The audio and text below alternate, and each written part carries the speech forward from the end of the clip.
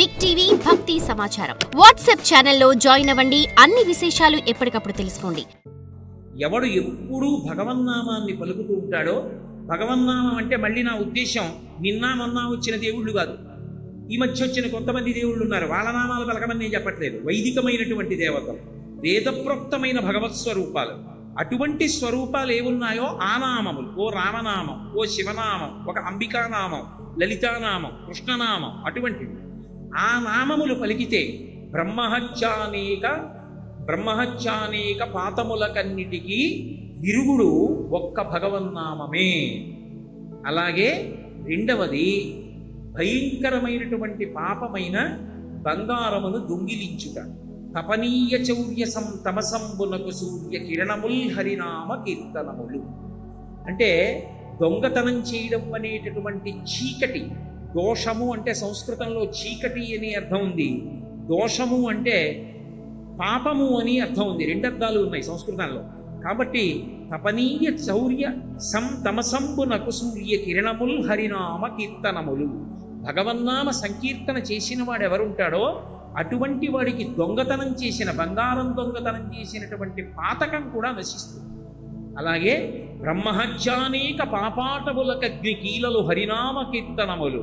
బ్రహ్మహత్య అనబడేటటువంటి పాతకం ఉందే, అటువంటి అగ్ని, అటువంటి అరణ్యానికి అగ్ని కీల కాల్చేస్తుంది దావానం వల్ల. అంటే బ్రహ్మహత్యానేక పాపాటములకగ్ని కీలలు హరినామ కీర్తనములు.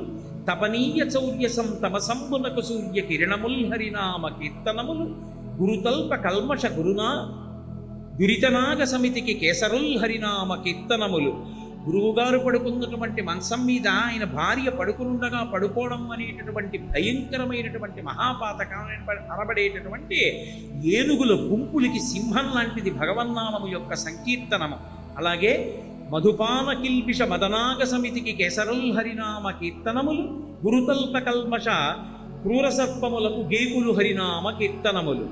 ఆ చేసినటువంటి దోషము ఏదైతే ఉందో, అంటే మత్తు పానీయాలు, కళ్ళు, సారా మొదలైనటువంటివి తాగడం అనేటటువంటి భయంకరమైన పాతకమనబడేటటువంటి సర్పం ఏదుందో దానికి ముంగిస వంటిది భగవన్నామము యొక్క సంకీర్తనము.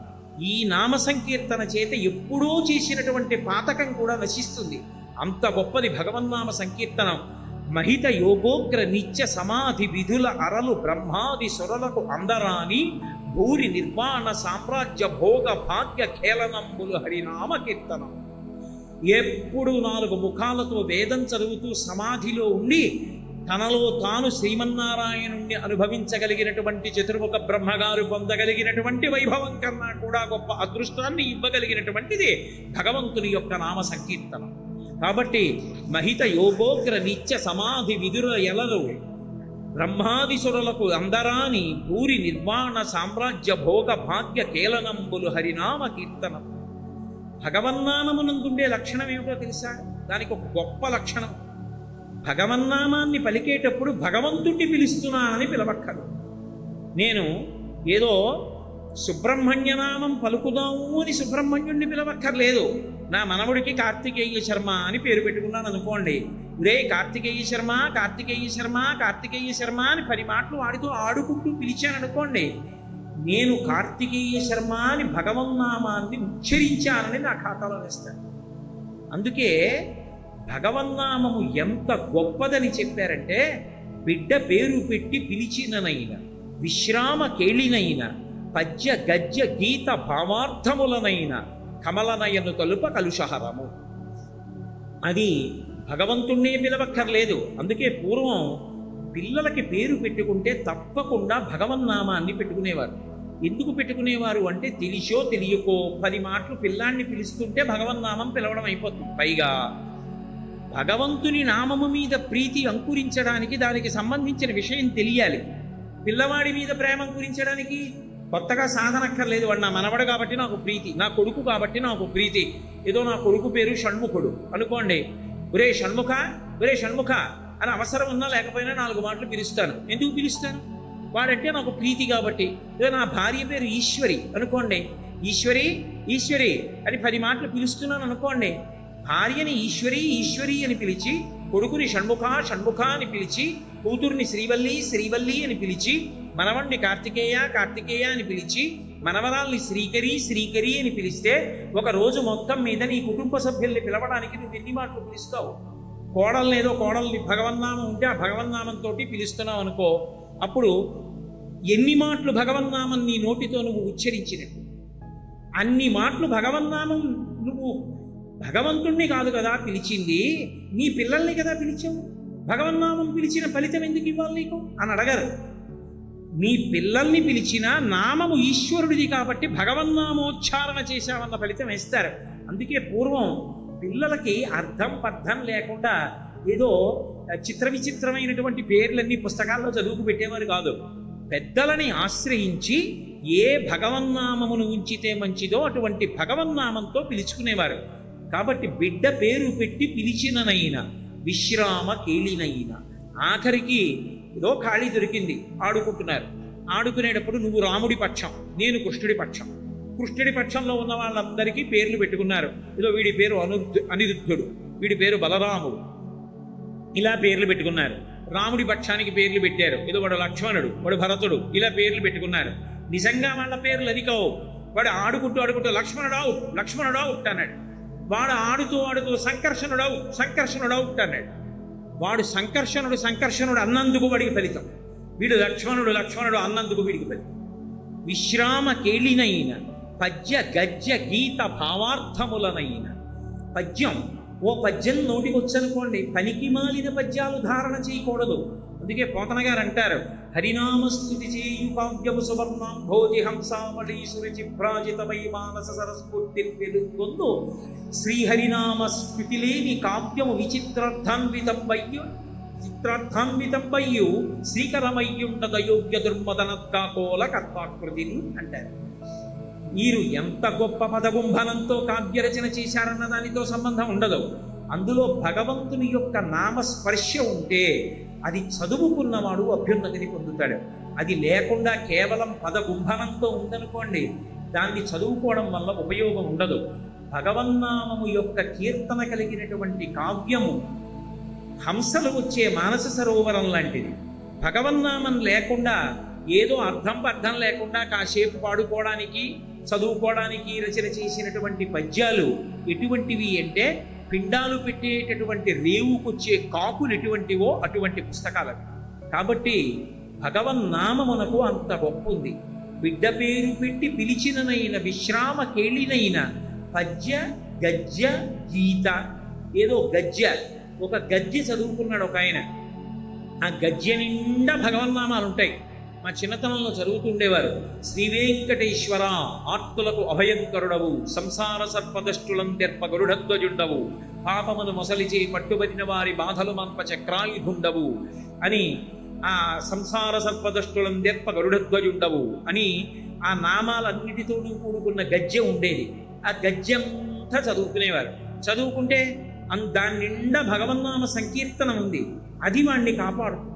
పద్య గద్య గీత, ఆఖరికి అది పాట అయినా సరే ఆ పాట నిండా భగవత్ తత్వము ఆవిష్కరింపబడింది. ఇప్పుడు ఆ పాట పాడుకున్నాడు, ఏదో నాలుక మీదకి వచ్చింది. పాటకున్న గొప్పతనం ఏమిటో తెలుసా? మీరు ఆ పాట విన్నా, ఆ పాట ఎవరో పాడినా అది మీకు నచ్చింది అనుకోండి, మీరు లోపలికి వెళ్ళినా కూడా మీ నోట్లో అదే పాట పలుకుతుంది. ఏదో హిమగిరి తనయే హేమలతే అని కీర్తన విన్నారు, లేకపోతే కంజదలాయతాక్షి కామాక్షి అని ఓ కీర్తన విన్నారు. అద్భుతంగా పాడింది గాయని. ఇప్పుడు మీకు తెలియకుండానే మీరు ఇంటికి వెళ్ళిపోతున్న కంజదలాయతాక్షి కామాక్షి అని పాడుకుంటారు. పాట నోటితో భగవత్ సంబంధంది పాడినా కూడా అది ఈశ్వరుడి యొక్క నామాన్ని పలకడమే. పద్య గద్య గీత భావ అర్థములనైనా. ఏమంటే ఆ పద్యానికి అర్థం నాకు తెలియదు, కానీ ఆ పద్యానికి అర్థం ఇదండి అని అక్కడ రాసి ఉంది. అది చదువుకున్నప్పుడు భగవన్నామం పలికాడు, అర్థంలో పలికాడు, చాలు రక్షింపబడతాడు. పద్య గద్య గీత భావార్థములనైన కమలనయను తలుప కలుషహరము. భగవన్నామం పలకడం అన్నది ఎప్పుడెప్పుడు పలకడం అలవాటు కావాలి అని సావధానంగా కూర్చుని, ఏమీ పని లేదు కాబట్టి చెప్తానండి శ్రీరామ శ్రీరామ శ్రీరామ కాదు, ఎప్పుడెప్పుడు భగవన్నామం పలకడం అయిపోవాలో తెలుసా?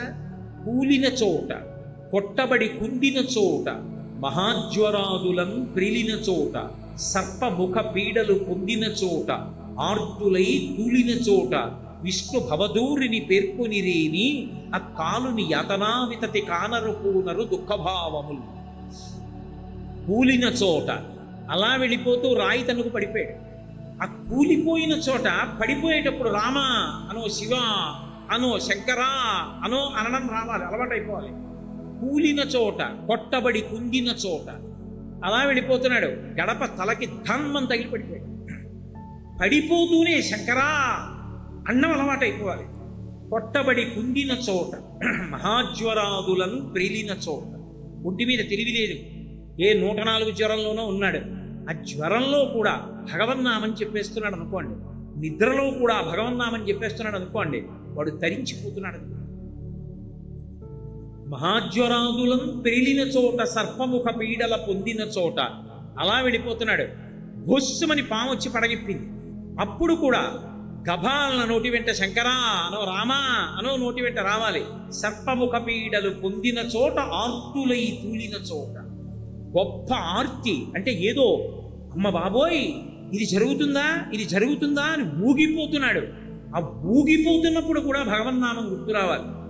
అలా గుర్తొస్తే ఆర్తులై తూలిన చోట విష్ణు భవదూరిని పేర్కొనిరేని భగవంతుడి యొక్క నామం పలకడం అలవాటైతే ఆ కాలుని యాతనావితతి కానరు.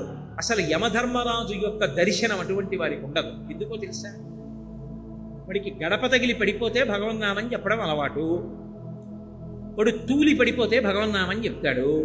పాము కనపడితే భగవన్నామని చెప్తాడు.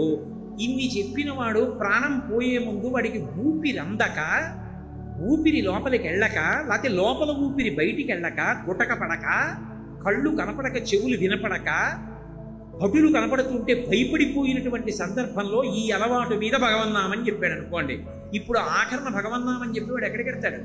భగవన్నామం పలకగానే ఇక యమదూతలు కనపడరు, వెళ్ళిపోతారు.